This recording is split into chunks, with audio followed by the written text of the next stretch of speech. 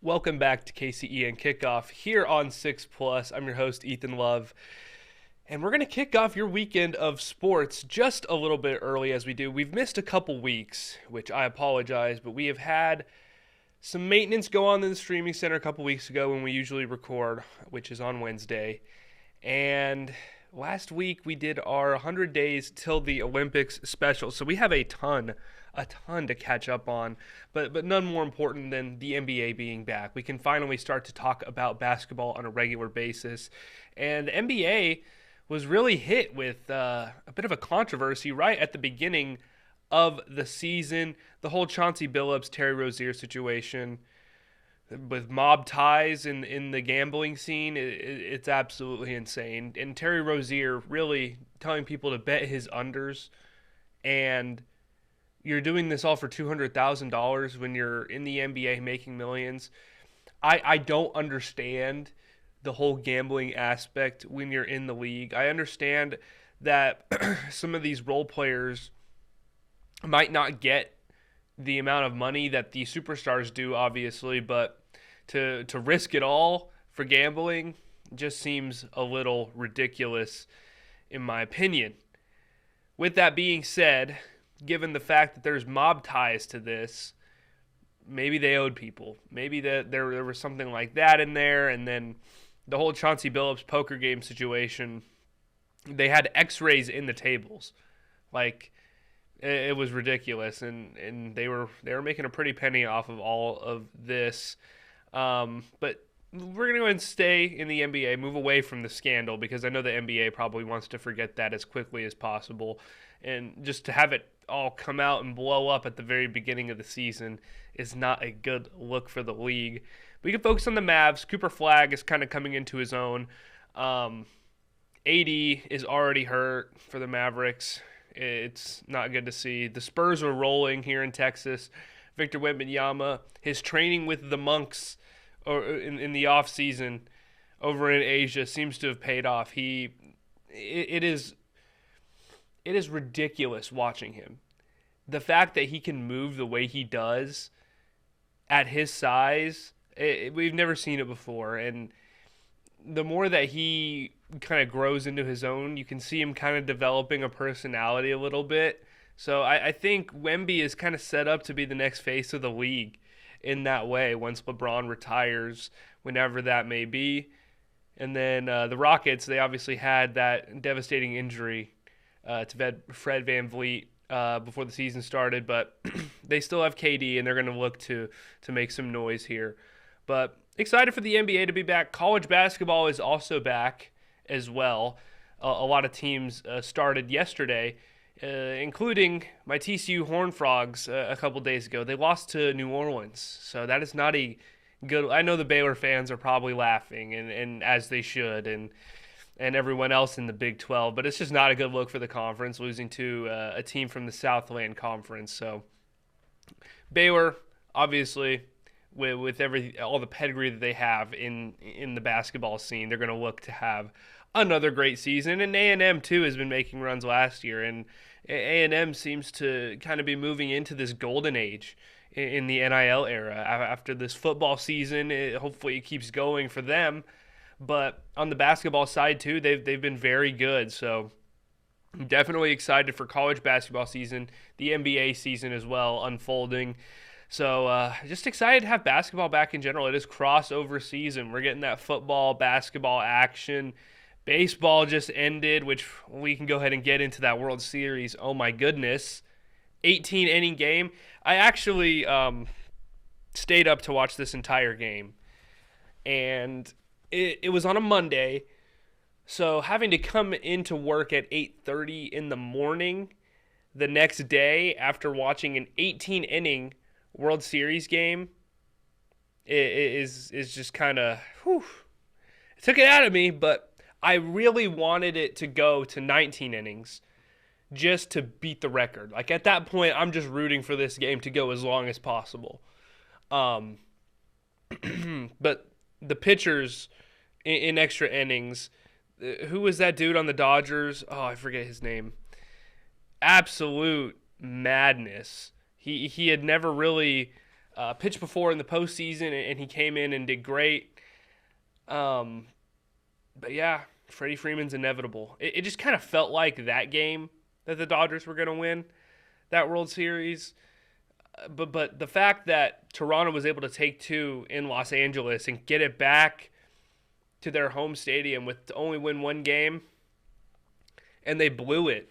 They blew it. They had multiple chances to win the World Series, especially in that Game 7. The IKF slide at home, it was so close. It was so close. And the thing is, if he would have got a little bit of a better lead, the Blue Jays are world champions right now. That insane catch in center field by Pages that knocked out Kike Hernandez. I mean, the Dodgers, man. I mean, you got to tip your cap. They do spend a lot of money. And it's an ever ongoing topic that there needs to be a salary cap in MLB. I don't know if that's the answer. I think it's more of a salary floor type of situation, and these owners need to spend their money if they want to be competitive. And the Dodgers are just doing that, and they're making their money back in that type of way. So congrats to the Dodgers. They got outscored. They only hit 208 in the postseason, in the World Series, and they won it. And they got outscored. So you got to tip your cap. Yoshinobu Yamamoto, that dude is insane.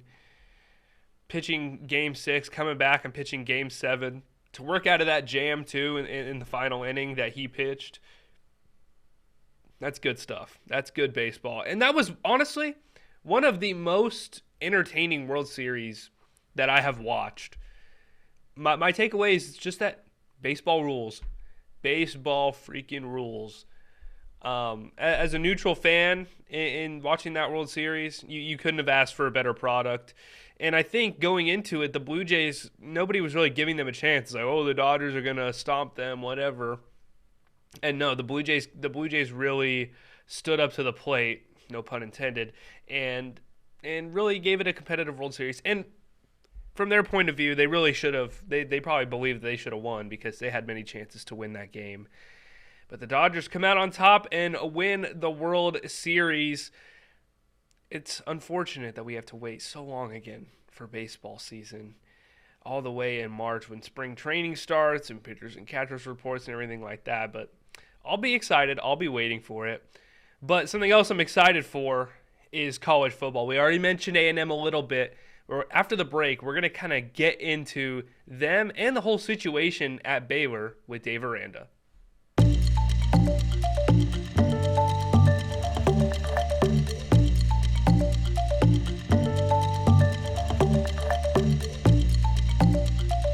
Welcome back to KCEN Kickoff here on 6 Plus, where we kick off your weekend of sports just a little bit early. And let's go ahead and get into college football now. Baylor is a big talker because I actually saw this TikTok. They put out a sign in campus, probably a popular walking spot. It was like, should Dave Aranda be fired? Yes or no? And the overwhelming response from the stickers, it was just you place a sticker on whatever side that you think, was yes. And I completely disagree with this sentiment. A ton of schools have fired their coaches already. You look at Auburn, you look at LSU, you look at Florida, you look at Penn State. These are all very sought after and high profile jobs. If Baylor were to fire Dave Aranda, they are probably, after the schools I just named, probably fifth in the pecking order for, they're not going to be able to get the best guy. They would have to take a chance on more of an up-and-coming coach and probably not get someone that's at the top of their list just due to the fact that all these high-profile jobs are open. And I don't think Dave Aranda has done a bad job this season, objectively, following Baylor football. Yes, they've had their shortcomings with the defense, and yes, he is a defensive coach. But overall, this is still a winning team that is producing solid and consistent results this season. And as of late, they've looked even better. That win against UCF was a very good statement win. But I just don't think Baylor should fire Dave Aranda. Not this year, at least, just because of all the high-profile jobs that are open. They're not going to be able to probably bring in exactly who they want. But hey, money talks, and Baylor has a lot of it. But someone who's not in a coaching kind of extravaganza is Texas A&M.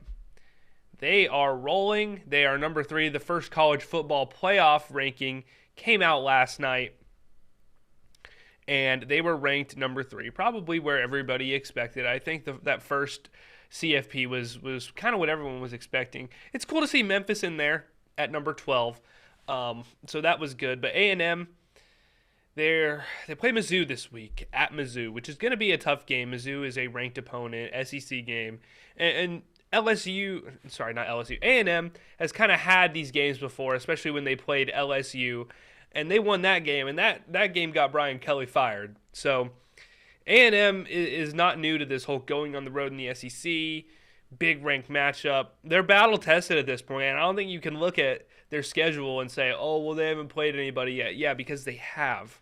They have, and A&M is rolling. And me and Sydney had mentioned it kind of yesterday in our Game of the Week reveal show when we were pushing to all of our content this week, that the Texas game at the end of the season all of a sudden looks really interesting. Texas now has kind of clawed their way back from a dreadful start, and Arch Manning looks a lot better. He looks a lot better. And they went in and they beat Vandy last week. Texas did. And so now, let's pull up that Texas schedule, because I know they had a bit of a harder schedule than Texas A&M did. But, yeah, so Texas has Georgia next. That's next week. They're on a bye week this week. But Texas has Georgia, Arkansas, and A&M. If Texas goes into Athens and beats Georgia, look out. Look out. This game on November 28th, I don't even want to know what the ticket prices will be in Austin, but it's going to be ridiculous.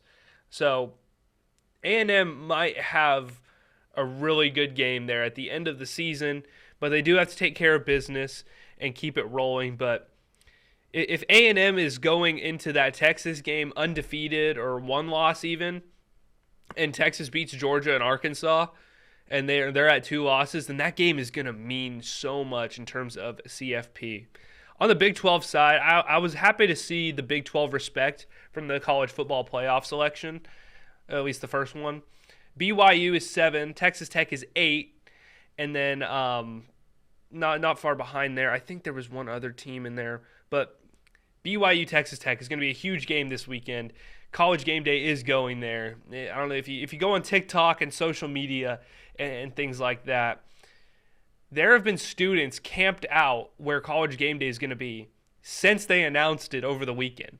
That's how serious Lubbock is with this, and hey, I don't blame them. I would probably take a week off of school too if it meant that I got the chance to kick that field goal, the Pat McAfee field goal with I think it's a 30-yard field goal, and you win a ton of money. Like, I think last week it was $500,000.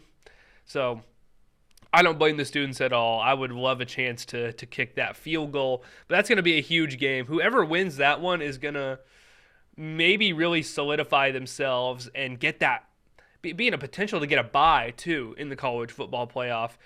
If BYU stays undefeated, then it's looking really good for them. Texas Tech with the one loss, they're looking good as well. And then this might be a Big 12 championship preview even, especially if Texas Tech wins. So very excited for that game as well. There's a ton going on in college football. The first CFP rankings are out. And tip your cap to Indiana too, Kurt Signetti, what he's doing there.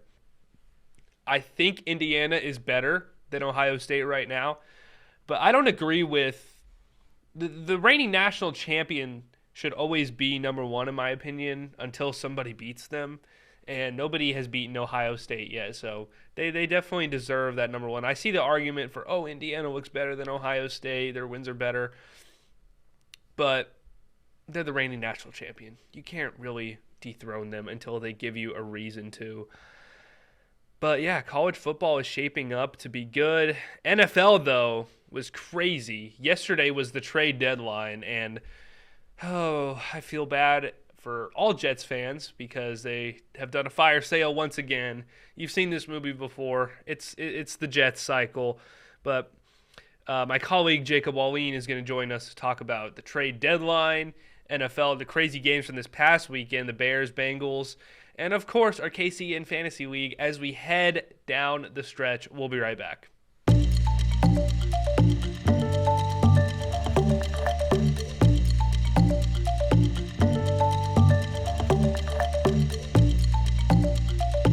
Welcome back to KCEN Kickoff here on 6 Plus. I'm joined with my colleague Jacob Wallin here. You guys might remember him from a few weeks ago where the Saints got their first win of the season and we had him on. He's a very joyous Saints fan. And if we want to continue that trend of having Jacob on every time the Saints win, I don't know how many more times Jacob's going to be on the show. I was about to say, unfortunately, it hasn't happened since then for me to come back. So, but we have a big week, and the Saints are even involved. There was a big trade deadline yesterday and the days leading up. There were a ton of moves. So let's just kind of go through these, starting kind of from the first move that kind of was the domino effect leading up to the trade deadline. Jair Alexander was traded to the Eagles and a 7th-round pick, and Baltimore got a 6th-round pick. The Eagles are always making moves like this, it seems, where they're just going to go out and get a player who might be a little bit older, but was good and has potential and might work in their system, or might go out and get like an unproven young guy. So this is a very Eagles trade to me. Jair has not looked great this season, but maybe Philly can work their magic. Howie Roseman is always doing, I don't know, just things like that to get the magic out of these players, squeeze the last ounce out of them that they have. And I think if you're good with your lineup that you have and you've been having success with that, if you see somebody you think, we can work with them, rather than, we really need somebody to trade for, then I think it's worthwhile. Yeah, and the thing is with the Eagles, their secondary hasn't been the greatest, so even just adding some depth there and like a veteran like Alexander to kind of come in and just be in that room when they're watching film and stuff, help guide, it'll be helpful. And then, again, the Eagles traded for Jalen Phillips, a linebacker from Miami. They traded a 3rd-round pick for him. This guy was really injured in college, but he's done good on the NFL level. So, again, another kind of buy low-ish. A 3rd-round pick is not nothing in NFL terms. So, Miami with a decent haul there for Phillips. And they didn't trade, actually, sticking with Miami, they didn't trade Waddle or Bradley Chubb. So, they were really holding firm on their price tag for those guys. So, it doesn't seem like the Dolphins will be completely blowing it up like a lot of people expected them to. I think the Dolphins have like a couple really good people and then kind of a hit or miss roster outside of that. So I think the people who are doing well, they really want to keep a hold of. Yeah, and when you look at the problems on that team, a lot of it is from Tua, but I think a lot of it is also Mike McDaniel. He's a great play caller. I had the privilege of watching him a lot when he was the offensive coordinator in San Francisco for the 49ers. And I just feel like his really lax style of leadership isn't the best as far as a head coach in the NFL goes. But let's see if they can turn it around and do something. Brendan will be happy about this one, Jacob. The Ravens get Draymond Jones from the Titans for a conditional 5th-round pick. And when I texted Brendan about this one, he was very excited because they needed an edge rusher. Yeah. And so he was like, hey, I'm all for it. Don't really know the guy, but hey, we'll do it. Sticking with defense, though, Dallas, this was the first of 2 trades for them. They got Logan Wilson from the Bengals for a 7th-round pick. And this is a bit of a head-scratcher for me. I know Logan Wilson is probably going to go and fit in well in Dallas, but to trade for someone from a bad defense like Cincinnati, which we'll get to that game over the weekend they had with the Bears, seems a little counterintuitive for Jerry, but hey, adding pieces nonetheless. The Raiders, this was probably the first big one on trade deadline day, trading Jacoby Myers to Jacksonville for a 4th and a 6th-round pick. I think the Raiders really win this one. Jacoby Myers wanted out, and if you want to get the fact that they got 2 picks for him, I think is a really good haul. Yeah. Especially a 4th. I mean, I was thinking maybe like 1/5 or like a 6th for Jacoby. But and plus he wants a new contract too, so Jacksonville you would think is going to pay him or just let him ride out the end of this year. But trading 2 picks for a rental player, I don't think makes a ton of sense in the world. Yeah. 2 decent round picks, too. Yeah, definitely. I think Vegas did a good job there with that haul. But moving on to the trade of the day that I don't think anyone had on their bingo card and nobody was expecting.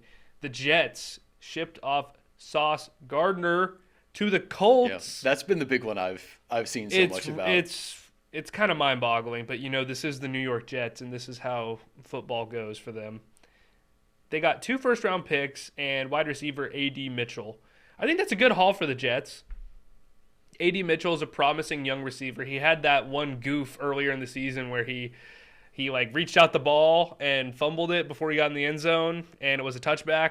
So he's kind of been in the doghouse for Indianapolis. I forgot that was him. And, 2 first-round picks is steep, especially for a guy that just got paid, too. So he's not even on, a rookie deal or anything like that.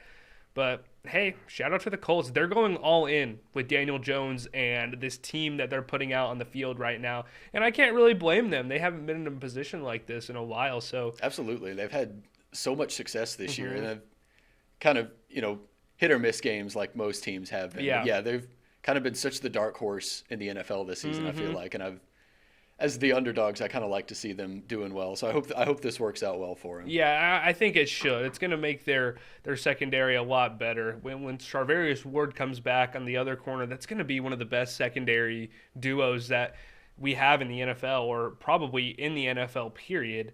But now on to you, Jacob. The Saints made a couple of moves. The first one being Rashid Shaheed was traded to the Seattle Seahawks, which I do not like as a 49ers fan because I love Rashid Shaheed. I do too. Such an explosive receiver. And I think with an actual offense and quarterback, he's going to cook. And the Saints got a 4th and a 5th, so just a little bit better than what Vegas got for Jacoby Myers, which I think is about right. It's about fair. But yeah, Seattle just got another weapon with Jackson, Smith and Jigba, and Cooper Kupp there. So Seattle looks like they're really trying to go all in this year, and they look really good. I agree. I hate to see Shaheed leave because, like you said, I like him a lot as a player. I think he's got a lot of potential. I think he's obviously got a whole lot of speed that will be phenomenal for a passing offense as strong as Seattle. So I hate to lose him on the Saints, but for his sake, I'm glad to see him on a team that can really secure the pass offense like that, and it'll hopefully be a good fit for him. I hope that he gets enough attention and enough snaps with obviously an already really strong receiving core. But I've heard talks that obviously you've got Jackson Smith and Jigba, who's phenomenal. So you've got, if you put him on one side and Shaheed on the other, you've got 2 really big deep threats on either side of the ball. So even if only one of them can get the score at one time or get the ball way deep, you've at least you've put in the defense in a really tough spot having to watch both sides. So and I think that's a good fit for I agree. And it just adds another element of the offense to Seattle where it's like Cooper Kupp and JSN, they can really get open because of their shiftiness over the middle and out routes and things like that. And a lot of defenses are focused on that. And then you have Shaheed just running over the top, and it's like, well, which one do you cover? And it's just, it sounds like a nightmare. It really sounds like a nightmare. And Sam Darnold looks great, too, which absolutely is just, that's going to be dangerous. But the other big trade today was also yesterday was the Jets trading Quinnen Williams to the Cowboys. So Jerry making a big splash, trading a first-round pick, a second-round draft pick, and defensive tackle Mozzie Smith, who was a first-round pick from Michigan, who hasn't exactly worked out in Dallas. Man, this was a big one. The Cowboys are sitting at 3-5-1, I think, or 3-6-1 now. But hey, this is a trade that's gonna help them in the future as well. Not just claw back this season. So you can say what you want about Jerry Jones, but he's trying. He really is trying. There's a lot of owners that will just throw in the towel and be like, well, I don't really want to spend money, or I don't want to go for it. But that's the thing. Jerry Jones is always going to do what he feels is best. Although it might not be the best, he is going to do what he feels is the best and what's going to win them games. So you can't fault that. if nothing else, I feel like it's a high risk, high reward. I'm not overly familiar with him, but I feel like if he's somebody who can really help Dallas, then hopefully that's a good thing, even if it comes at a high price. So yeah, he's one of the best. I'll be interested to see how that one goes. Yeah, he's one of the best defensive tackles in the league, so he's going to immediately help that rushing defense up the middle there. He's a good run stopper, and he can get to the quarterback too. Yeah. He immediately becomes the best player on that defense, I feel like, and so the Cowboys are definitely going to improve a lot, especially if he can generate pressure as well. And it's going to help the lackluster secondary of the Cowboys be a little bit better. I was going to say, Dallas' defense has just been struggling so much this season. I feel like anybody big name and who's really good you're getting is going to help a lot.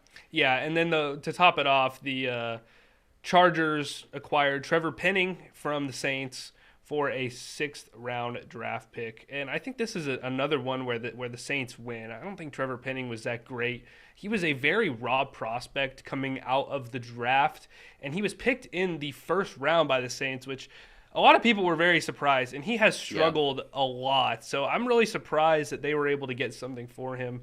The Saints beat reporter Nick Underhill, he's very popular in the Saints community reporting news on all of that for them. He was like, yeah, this is a win. The offensive line got better today. And this is like a reporter saying that too. So I think that's good for you guys, Jacob, for sure. Yeah, I think that one's a fair trade. Again, I'm not as familiar with his numbers and stuff. But yeah, I think kind of like you were saying, yeah, I agree. If it's somebody we can really trade for and bolster our offense a little more, then I'm all right with that. And speaking of offense, there was a lot of offense on display this weekend. Between the Bears and the Bengals. I just want to talk about that game. I know we were kind of itching to talk about this one, but Joe Flacco also became the highest passer of someone age 40 or older.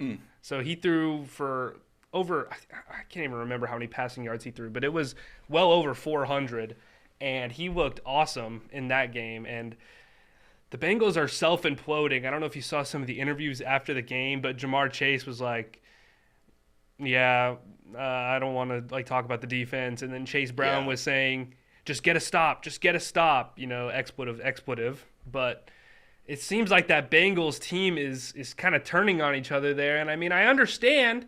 Yeah. I really understand if you're the Bengals offense and you're mad at the defense, you're putting up so many points.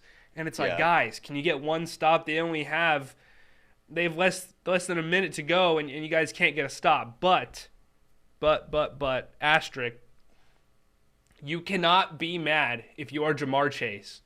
When you ask for this obscene, insane contract that completely weighs down the entire team's salary cap, you can't get mad when the Bengals can't afford to put a defense out on the field that's great because you're taking all the money. That is a very good point. I hadn't thought about that. So that's why I'm like, okay, it's okay to be mad, Jamar. Like, it's not your job to put a team on the field. That's obviously the general manager and the Bengals organization, but they're limited by the contracts that they give into you and Joe Burrow and T. Higgins.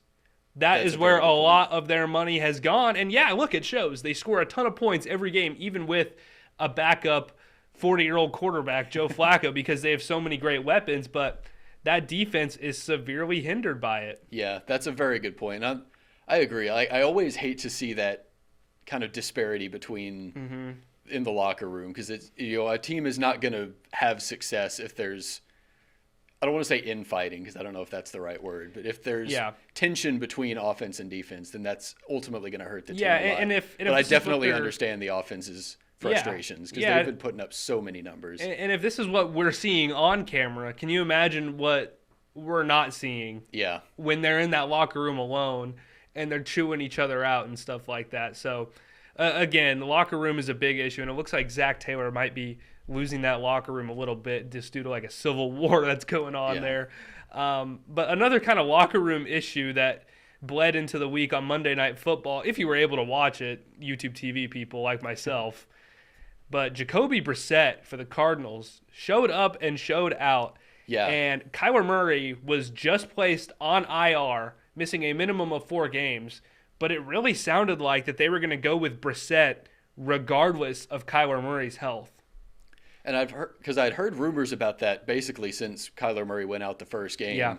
because Brissett's been having so much success, or having pretty good success for a backup quarterback. Yeah. So I've heard rumors about that, but I've had seen that they were pretty solid on keeping Murray once he was back. But yeah, after this, I mean, I feel like it's at least worth considering. And I kind of agree. This might be place him on IR to make sure he's fully healthy, but I don't know if he's going to get his job back if Brissett keeps playing like this. Yeah. As someone who's watched a lot of Cardinals football just because I'm a 49ers fan and I pay attention to the division a little bit more than others, Kyler Murray plays a style of football where it's not very much catch, snap, throw on time. It's more of, okay, we're going to play on my time because my strength is running around and trying to find an open guy because, let's be honest, he cannot throw over the middle of the field because of his size. He is too short to see over the offensive lineman, and a lot of time he can't see the spy linebacker over the middle, and he ends up throwing a lot of interceptions because of that. So a lot of his on-time passes come to the outside where he can kind of get the ball out and around the offensive lineman. So with Brissett, it's a completely different offense. You saw it on Monday. They are hitting Marvin Harrison Jr. He had a career-high receptions, and they are getting the ball out in space over the middle. Michael Wilson had a big catch over, not to be confused with 6 News anchor Michael Wilson. But Michael Wilson. I think that every time we mention him. Yeah, he caught a huge pass over the middle. They were using all parts of the field. The ball was coming out and on time. It's something you hadn't seen with Kyler. And that's just the kind of style of football he plays. It worked super well at the high school level. He's probably the greatest high school football player from Texas all time, from Allen. That big old stadium and everything. And then he won a Heisman, too. So, like, this style of play that Kyler does, it works well in high school. It works well in college. But at the NFL level, receivers are trying to get to their spots, and the ball is supposed to be on them. Yeah. You have, I think it's between 2 and 3 seconds to catch the ball as a quarterback and get it out before things break down and you got to make something happen. And to see Brissett work on time like that, it is a night and day difference for the Cardinals offense. And I don't blame them for wanting to go with Brissett, even if Kyler was healthy. And Brissett has been a career backup. He's shown flashes like this before, and that's why he continues to get these gigs, because he is a competent backup. But now we're seeing really what the Cardinals offense can be like, and maybe they can turn things around. Yeah. Because they just basically walked all over the Cowboys defense. Yeah, which isn't saying much. We'll say that because of reasons we've already talked about, and that's why Jerry was very active at the trade deadline. But kind of moving on now, before we get into our KCEN fantasy update, because we are in crunch time. We are getting down the stretch for the fantasy season. But early MVP frontrunners right now, I feel like it's really anyone's game right now. I agree, Jacob. And this is typically a quarterback award, but you actually have a running back as your pick. Yeah, because we were talking about it earlier, and I agree with you. It's so hard to tell at this point because not only do we still have a lot of season to go, but I mean we've had so many teams that have had such hit or miss weeks. Mm-hmm. Like I feel like every team has had really, really good weeks, or most teams have had really, really good weeks, and even really good teams have had really poor showings. So I've seen a lot of good things, and I've heard a lot of good talks about Jonathan Taylor because he's just obviously had such an incredible season so far. Okay, so LaDainian Tomlinson had the MVP year, and I believe it was 2006, and Jonathan Taylor is on pace to have nearly the same amount of stats as LaDainian Tomlinson did when he won his MVP. So I definitely like that pick. Yeah. And kind of on my end, I'm going to stick with the quarterback and be a little bit more safe, but I would love to see a non-quarterback win MVP because Jonathan Taylor is a huge reason that team is where they are right now. Absolutely. I'm going to go with Matthew Stafford. His stats are looking really good right now. He's got Puka and Devontae with Sean McVay calling the plays. I mean, come on. They are cooking on offense. And I'm trying to think of other quarterbacks that could really be in the picture right now. Mahomes, you always have to throw in there. Yeah. Josh Allen is kind of having a down year-ish by his standards because James Cook is doing so much with the rock. Baker Mayfield had a little bit of a down game. Dak Prescott has had a rough couple of games in the stats department. So I think Matthew Stafford is really kind of emerging right now. And after that Sunday Night Football game, a lot of people were saying, hey, let's get Sam Darnold in the question. And he's another one of those I was going to say. Matt Stafford and Sam Darnold, I feel like, are both kind of underappreciated picks at this point because, like you said, Matt Stafford's just putting up phenomenal numbers, got several top-tier receivers. And I feel like the Rams and the Seahawks are both kind of not getting the attention that they deserve to at this point in the season with the success that they've been having. Yeah. So I would say either of those guys definitely are, even if they're less popular candidates, I feel like they definitely deserve to be in the conversation. Yeah, I completely agree with you, Jacob, and it hurts me as a 49ers fan to try to stay unbiased to that. But so I was gonna let you bring up Sam Darnold before I said anything. But hey, the 49ers are doing okay despite all the injuries, so just gonna keep chugging along. They play the Rams this week, so that'll be definitely an interesting one. Yeah. But kind of getting into this week, as far as the playoff picture goes, Jacob. Well, before we get into that, we actually play each other this week. So big game for us. I'm sitting at 6-3. I'm currently 7th place. Jacob is on the bubble kind of that fringe playoff spot.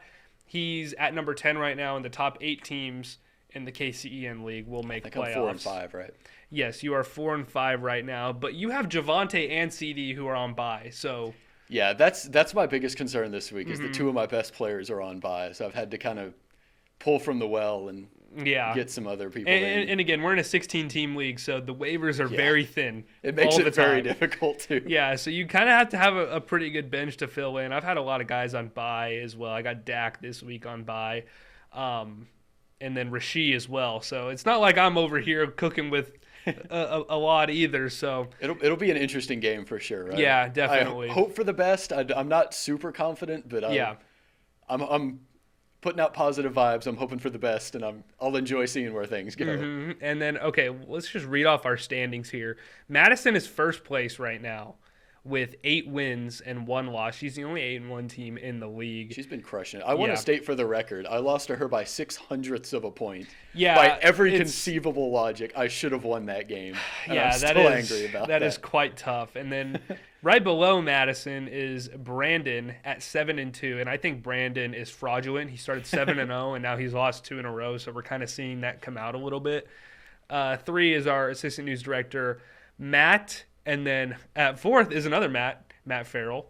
And 5th is Bailey. She's got a really good team. Bailey has the most points scored in the league. I think she's better than that 5th place right now. I agree. I was going to say, Bailey's, I feel like, has a really good chance to she's got Jamar maybe not Chase. Win the whole thing, but that's all you got to say. Get a top finish for sure. And then Sarah, our producer in residence, is 6th place. I'm 7th. And then Brendan, our producer, is sitting at 8th right now with that final playoff spot. In the hunt, Michael, Jacob, Sydney Wicker, and Kevin. Everyone after Kevin, I feel like, is pretty cooked. Adrian, Dana, Samantha, and Faith are all 2-7 or worse.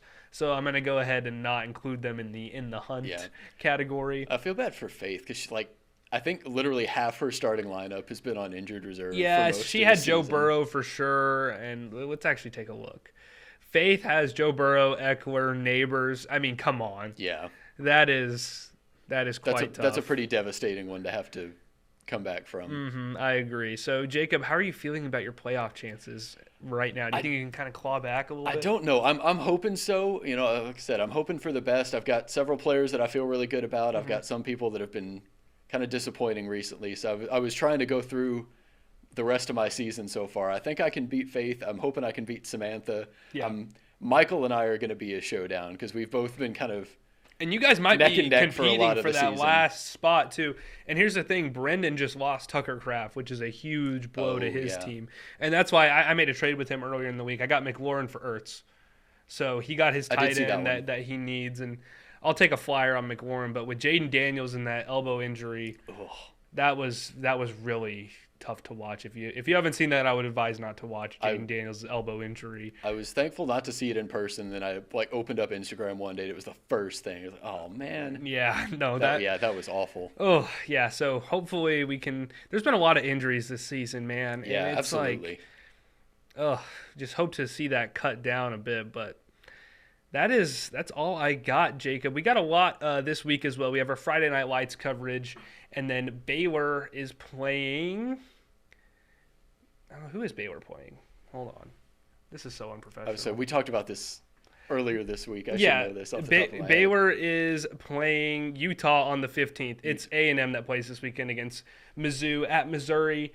And that's going to be a big game. Yeah, number 3. A&M ranked number 3. They're playing Mizzou. That's going to be a huge game. But that A&M team, I talked about it before this segment. They are battle tested at this point, and I think they're ready for the challenge. Absolutely. At Mizzou. And then Sunday Night Football on KCEN.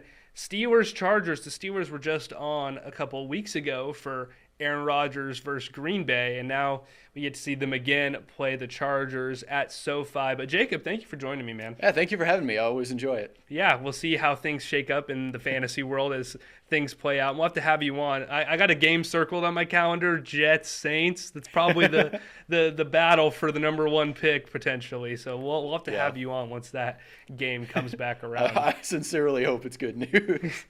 Hopefully you guys lose the Tank Bowl and can get that first pick. But that's going to do it for us this week on KCEN Kickoff. Remember to watch A&M this week and Sunday Night Football, and we'll see you next week.